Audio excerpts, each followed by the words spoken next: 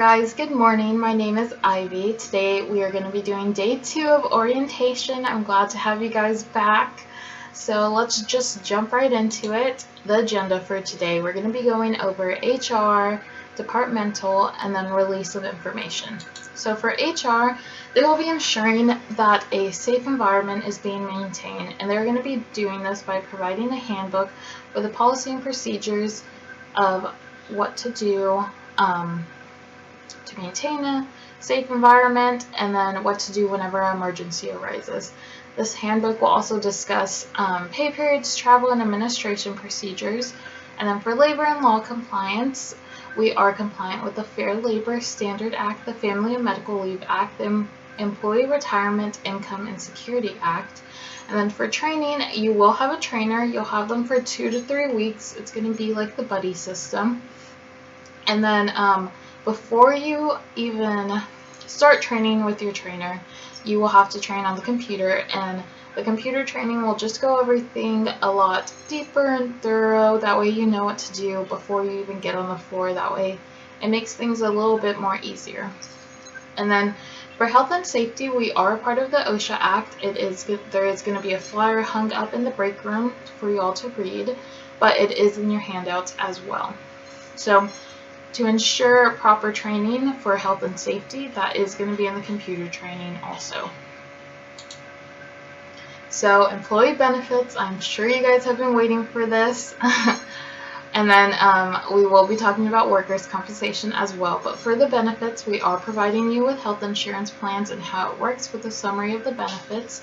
Dental insurance, 401k, pension, 2-week PTO time, vacation time, sick time, and life insurance. And then for workers' compensation, we will be paying for all medical bills if a worker is hurt on the job or injured on the job.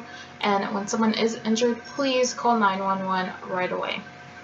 And it is all going to be in your policy and procedures, so just make sure to read that just in case that does happen. And anyone who is injured on the job may be eligible for temporary partial disability, permanent partial disability, vocational rehabilitation, and then death benefits. Hopefully that never happens, but just please be knowledgeable of it and read your handout. So next we're going to get into environment of care and safety. So environment of care, all employees will be educated on various types of safety that must be followed accordingly to ensure the safety of the facility and the patients are being followed, such as security, hazards, fire and safety, medical equipment, injury and illness prevention, workplace safety such as slips, trips, or falls. And then Pine Valley Developmental Center would like all employees to report any conditions that may be unsafe to their supervisor. If you are not comfortable reporting these conditions to your supervisor, we have created a hotline for y'all that is strictly confidential or anonymous. So just be aware of that. And then the number will be up on the board in the break room. And then when responding to hazards, please contact the higher management and ensure that all employees are knowledgeable of the policy and procedures to guarantee appropriate actions are being taken. Employees must also be aware of the location of any hazardous substances, and the facility will also conduct proper training through the computer training to educate employees on what to do and how to appropriately respond to any hazards that arise. The employee must know how to reiterate patient's needs and prepare the patient for any hazards that has appeared and ensure that the patient understands the plan. Lastly, you must deliver safe assistance to all patients when a hazard has arisen. And then for abuse, we would like all employees to recognize the signs of abuse and what steps to take, such as contact the supervisor and allow them to detect what next steps to take if you're not comfortable doing this by yourself. Then you could also contact the parents and let them know that you have noticed a change in the child's behavior, a change in the child's performance.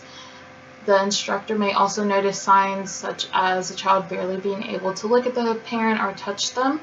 And then you may notice they also have a negative relationship with their parent. Lastly, If they are absent often or behave irrationally, that is also a sign of abuse.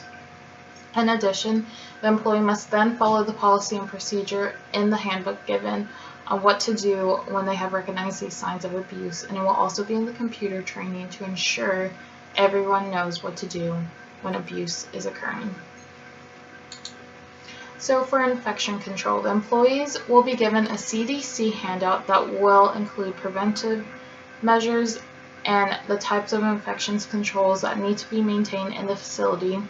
And this handout will include general facts and statistics, screening and diagnosis, vaccine information, travel health emergency preparedness, environmental health, work environmental health, and then this handout will also include guidelines such as infection prevention, sterilization, health worker guidelines, dentistry guidelines, isolation precautions, antibiotic resistance, disease control, and how to prevent it from spreading and becoming contagious to others.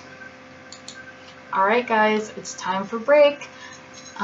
We will be seeing you in about 30 minutes or so. I hope everyone enjoyed the beginning of this orientation.